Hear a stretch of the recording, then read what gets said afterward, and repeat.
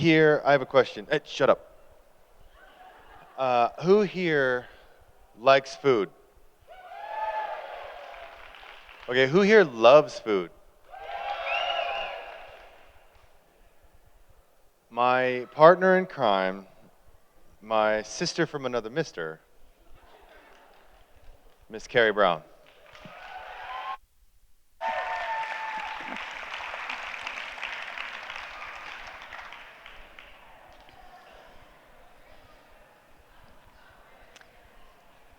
In 2013, 2014, and 2015, my average medical expenses were $39,000 a year.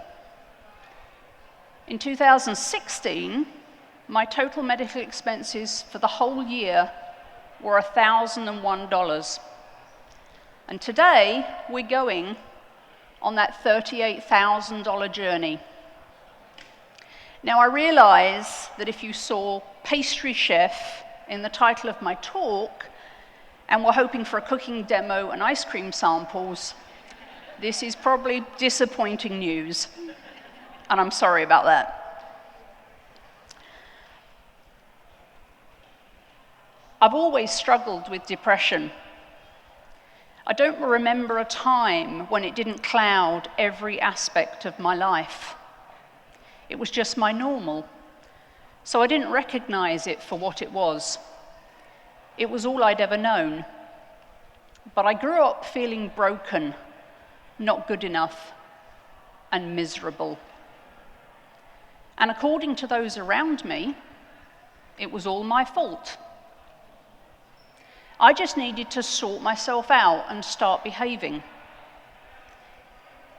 I tried very hard to understand why I felt and behaved the way I did, but I never came up with any answers.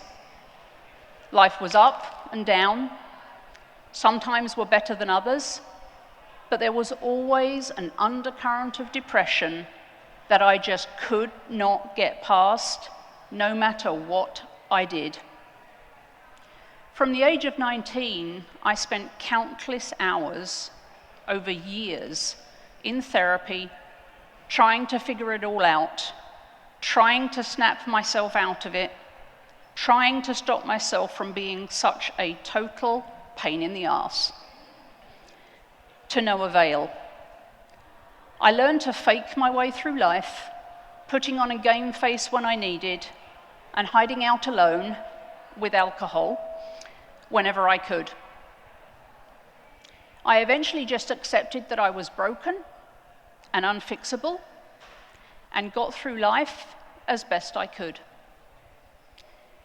I was such a good faker that no one knew the pain inside. No one even knew I was depressed. Stiff upper lip and all that. One evening in March 2013, though, life went seriously sideways. I was driving home from the office late after an especially difficult couple of days. I'd just hung up from telling my therapist that I was done with the never-ending struggle and I'd given up.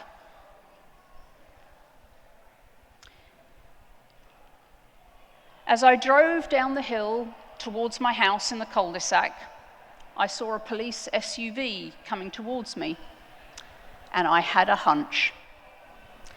As he passed me, I watched in my rearview mirror and saw him flip a U-turn, and then I knew for sure that my therapist had called 911 and they were coming for me. I squealed into my garage and hit the remote control to close the door as fast as I could. I didn't expect the burly cop to leap from his car and throw himself under the door just before it closed. I hadn't slept or eaten for 2 days. I'd worked 32 hours in the previous 48, and my brain had been trying to kill me for a week. So it was no surprise that my ability to be reasonable was at this point extremely limited. Not the best frame of mind to be in when law enforcement show up uninvited and tell you that committing suicide in Washington state is illegal. It didn't take much for belligerent Carrie to show up, and things went rapidly downhill. The handcuffs were slapped on, backup were called, and paramedics were summoned. 6 cops and 2 paramedics later, I found myself handcuffed to a gurney in the back of an ambulance, racing to the ER. I laid alone, sobbing, in the ER for 9 hours. I was handcuffed to the bed, and I was under armed guard. I was in immense psychological and emotional pain, and on the very brink of losing my freedom and everything I had worked for. It was the worst night of my life. I have never felt more alone, more hopeless, or more out of control.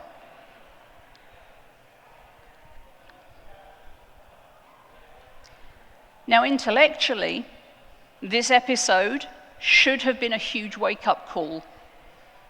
But intellect has nothing to do with it. You can't think yourself out of depression any more than you can think yourself out of diabetes or a broken leg. If you could stop being depressed just by thinking differently, believe me, I'd have stopped when I was 4, because depression sucks, and you don't have any control over it. You are completely unable to stop the crazy. I was sent off to a psychiatrist, and a few weeks later, I was diagnosed with bipolar 2 disorder. And there followed a merry-go-round of psychiatrists, doctors, and assortment of medications while they tried to find something that worked to keep me stable. It was like playing pin the tail on the donkey, only it wasn't fun, and I was the donkey. 9 months after the ER incident, I became suicidal, despite the medications, and I remained so for 8 months straight. Every waking hour. During these 8 months, I somehow managed to drag my ass to work. The 24/7 psychological pain was excruciating. But there was no one else that was going to pay my bills. The work gave me something to focus on, to help drown out the incessant chatter of my brain trying to kill me. And there were people at work which took away the opportunity for me to hurt myself. The weekends were spent in a haze on the couch, binge-watching House on Netflix, which for reasons I don't understand kept my brain engaged just enough to keep me from pushing myself over the edge. This is what suicidal feels like.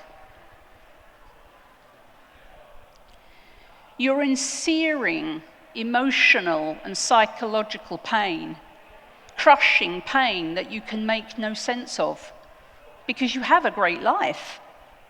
Pain that has no basis in fact because there's nothing tangible causing it.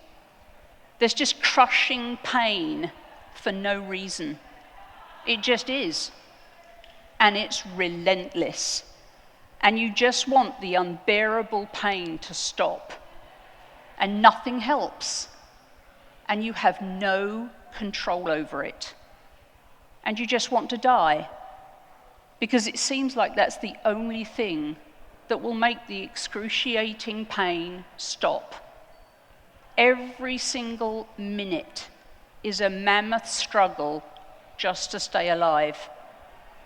To resist the whispers telling you that the only way to stop it is to die. It's absolutely exhausting.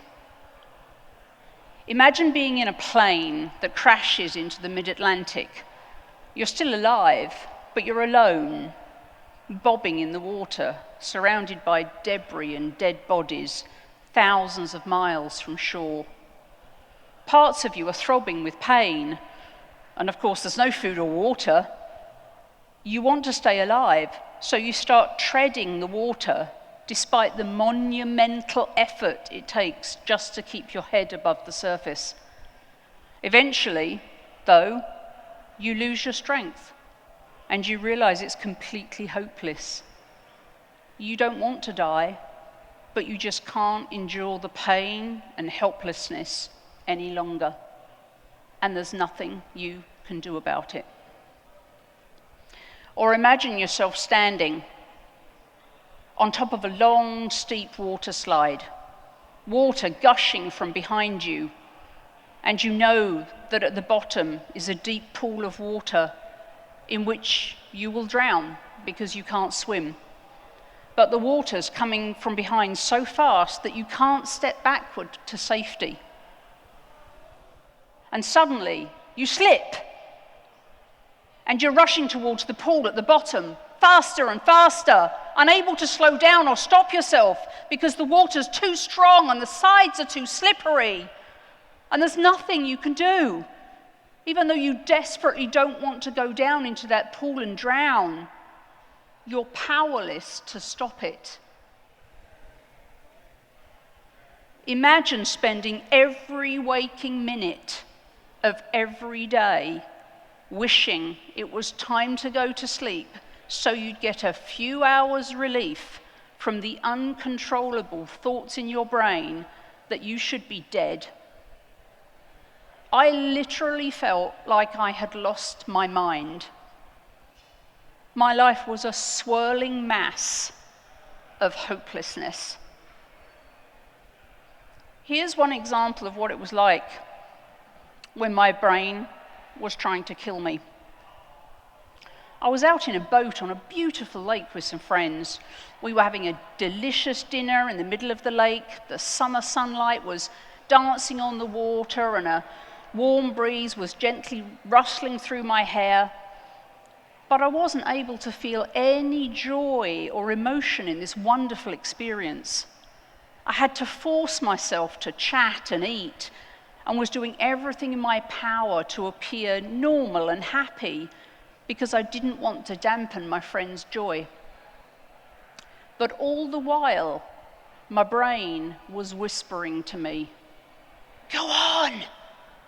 It would be so easy.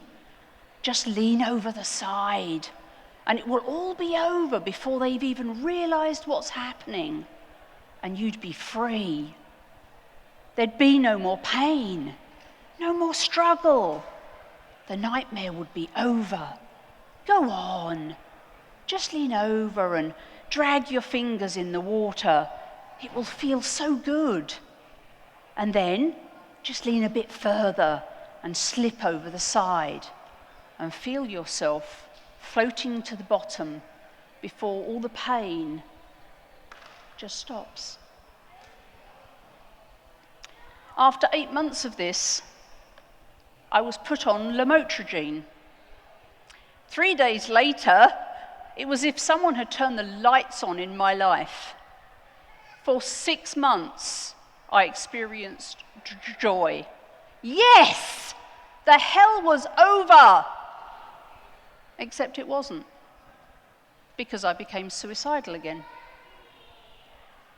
So they doubled the dose, and the joy returned for 6 months. And then they had to double the dose again.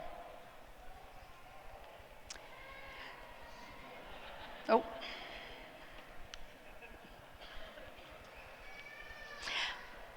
And then my BS meter started going off. And I decided I was not just going to let people feed me increasing amounts of drugs to shore me up for the rest of my sometimes bearable life. I was no longer prepared to accept the messaging that I was getting from the medical professionals around me. There's no cure for bipolar. You need to be on medication for the rest of your life. Just accept there's things you'll never be able to do. Learn how to make life bearable around your bipolar. Your bipolar dictates your life now. What jobs you can do, what relationships will look like, even where you can travel. Get used to it. It's really not that bad. Here was my response to that. No. No, no, no, no, no. Oh, wrong one. So I fired everybody. I fired all the doctors, and I fired all the psychiatrists, because there was absolutely no critical thinking going on by anyone except me. No one was asking what caused my bipolar except me. Was it genetic? Was it environmental? Was it dietary? Was it psychological? Was it the way my parents treated me when I was growing up? Or was it any combination of the above? I mused that if I could just figure out what caused it, I might have a chance at fixing it. And there ain't nothing like thinking big.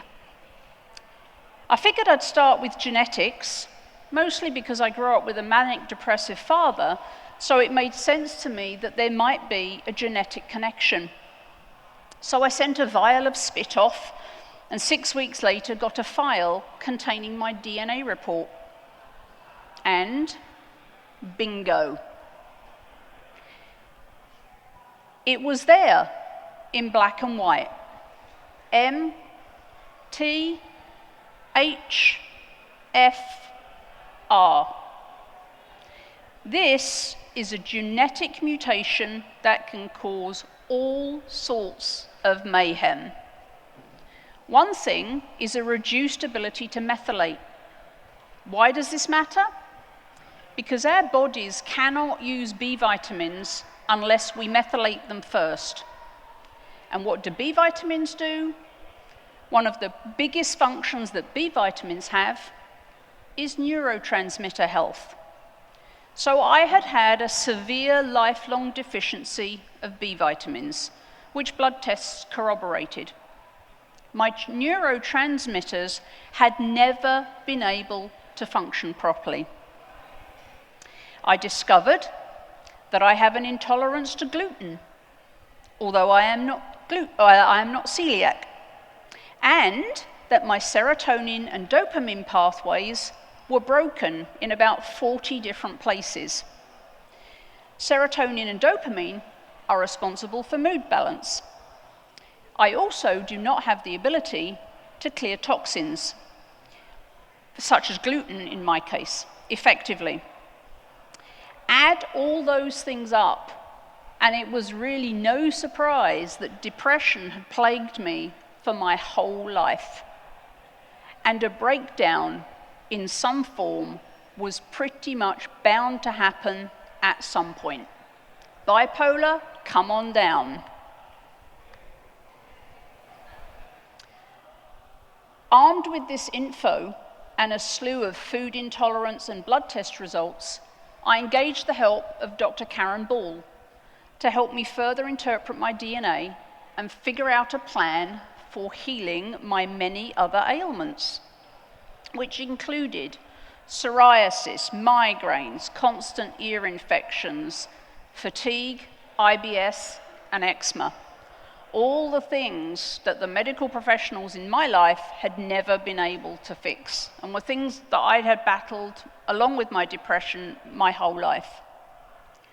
Around the same time that this was happening, a doctor started following me on Twitter. And whenever a doctor follows me, I am always curious. Some of you may know of Dr. Ted Naiman. We struck up a conversation, and he said that he thought he could help me with my bipolar. I was all ears. I had already been eating grain and sugar-free, higher protein, moderate starchy carbs, and moderate healthy fat for 3.5 years at this point, but it clearly hadn't made a positive impact on my bipolar. Ted immediately put me on a ketogenic diet. His thinking was that ketogenic diets were used very successfully for the treatment of seizures in children. And since lamotrigine is an anti-seizure medication, it made sense that my bipolar may respond well to a similar diet. So very low carb, high fat it was. I switched to a ketogenic diet in mid-July 2015.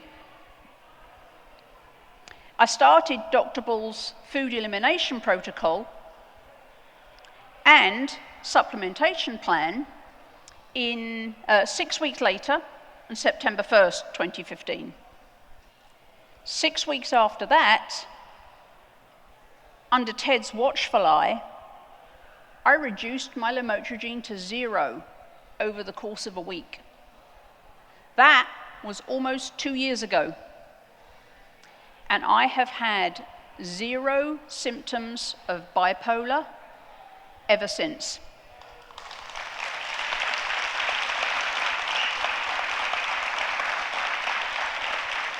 I have been completely unmedicated for 2 years.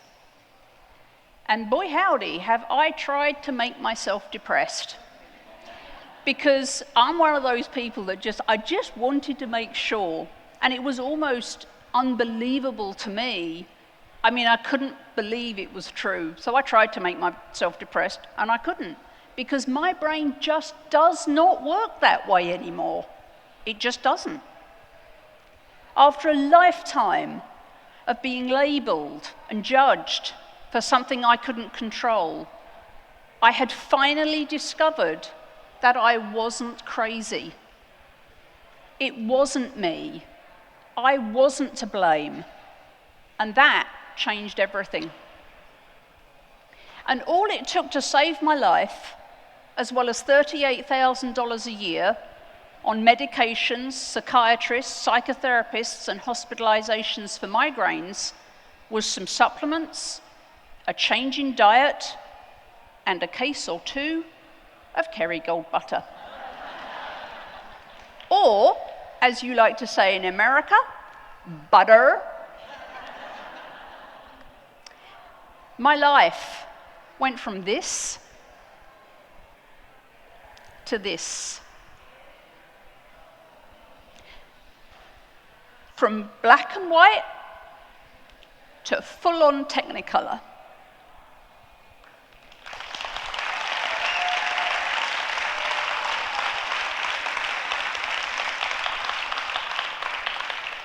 Two years ago, all I wanted to do was die.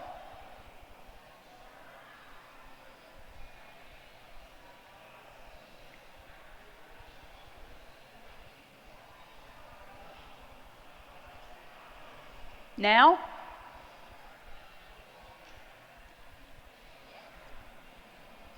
I am literally living my dream.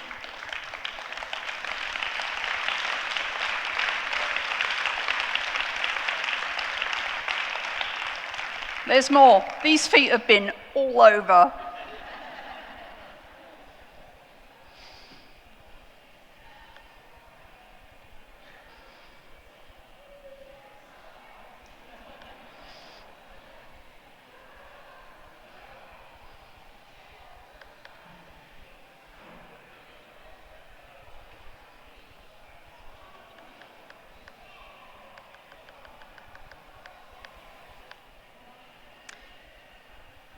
The biggest part of that dream I'm living is being able to help as many possible as I can escape the demon that is depression in all its various manifestations through a ketogenic diet.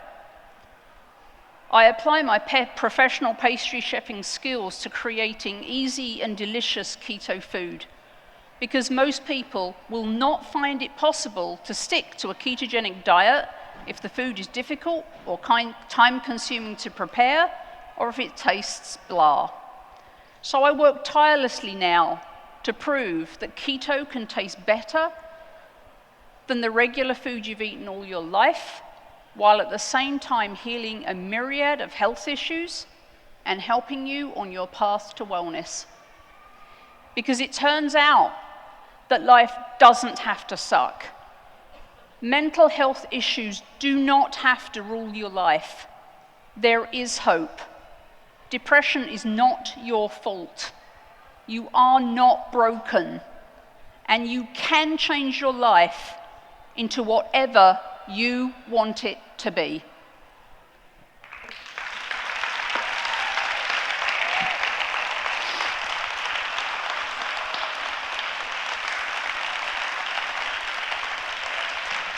Stop now. There's nobody there. Can I run off now?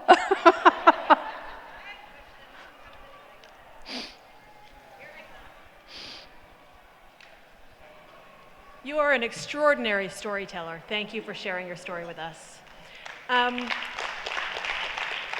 One thing that struck me during your story is you said there was an 8-month period where every day you just wanted to die, but you kept going. Why did you keep going?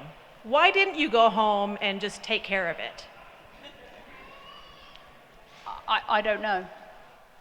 There wasn't that much. I was just existing. I don't know. Because I have no family. So, you know, up Wade's side was, I mean, there's nobody. I live in this little bubble with a bunch of cats. And I don't have 7, so I am not the crazy cat lady. Okay? I honestly don't know, because when I wasn't asleep and when I wasn't at work, my brain was constantly giving me this, like, just end it, just end it. I just kept getting up and doing the things and hoping that I made it to bed that night. We're so thankful that you didn't. Thank you. I know this will be N equals 1, but can you share some of the supplements? Can you speak up? Some of the supplements that you use? So for me, the big ones were the methylated B vitamins. So I take Thorn Research, Methyl Guard Plus, and Basic Bs. So they come you know, because I can't do it, so I have to have them in a pre-methylated form. But, you know, just to give you an idea, that's $30 a month. I'm going to have to take them every day for the rest of my life, but my lamotrigine was $1,500 a month, so I'm okay with that. So Thorn Research, Methyl Guard Plus, and Basic Bs. However, I have to say, everybody's different, and you actually have to titrate up. So you start off low, because if your brain's never had any and suddenly you have this influx of awesome B vitamins, it does some really weird things. Like I've never dreamt. I'd had no idea that not dreaming was a thing, but it is.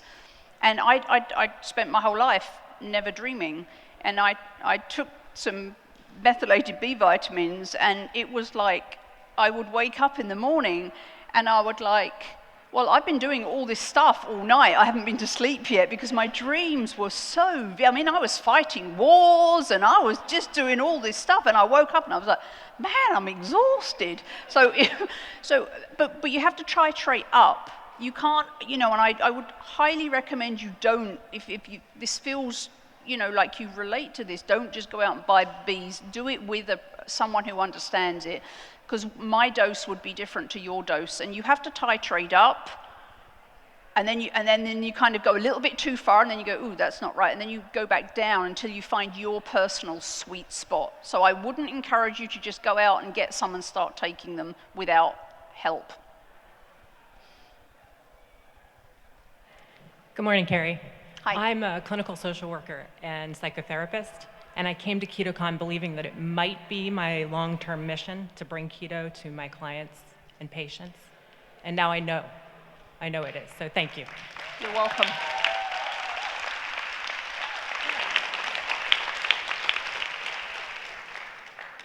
Was there a specific company that you were recommended, or did you just pick a company over the counter for your genetic testing? For your DNA test? 23andMe. Awesome, thank you. However, you do, when you get your 23andMe file, it's kind of like gobbledygook. It's like, okay, what am I supposed to do with this? So there's a bunch of online websites where you actually, some of them cost, $5. I think one costs 30, but most of them are free. You actually shovel your data, your genome file through them, and they give you a much more consumer-friendly, readable report that you can actually make sense of, and or find a doctor who can help you figure out what your DNA file is actually saying. Yes, hi. Thank you so much for your story. This is the reason I come to these kind of conferences. It's very motivating and inspirational. What I'm wanting to know is I have several people in my life, both personally and professionally, that need to hear your story. Have you written a book of your story? Where can they also access your story? And of course my story was that was a lot to put in 20 minutes. So there's actually the story of my recovery, i.e. when I started keto and when I started doing the DNA, is in a long series of posts on my blog, which is carriebrown.com. And if you look for the tag WTF is wrong with me, it will pull up all the posts that are related to my journey, if that's helpful. I haven't written a book yet. A million people have asked me to. Maybe now's the time. I think that people who have these kinds of problems, whether it's whatever the issues are that we know keto is good for, they cannot believe that just simply diet could really change their life. And when you tell them, they don't believe you. But if they have someone like you, that they can see that. There was one incident. I ran out of lamotrigine. This was 6 months before I started calling bullshit.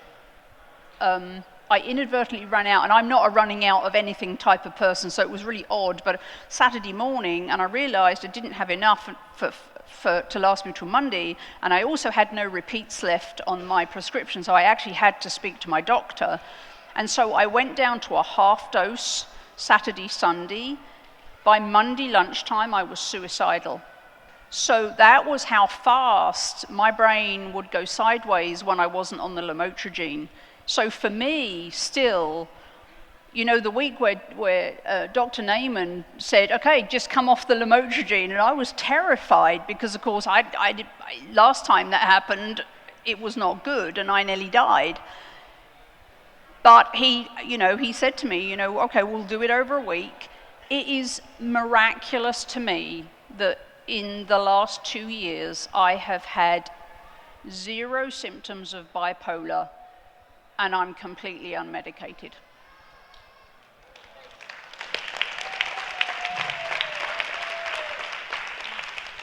I have a question. I hope you don't think it's silly, but I really, really enjoy the Ketovangelist Kitchen podcast. Yay! We have a listener. And I'm just curious, how did you and Brian get hooked up for that?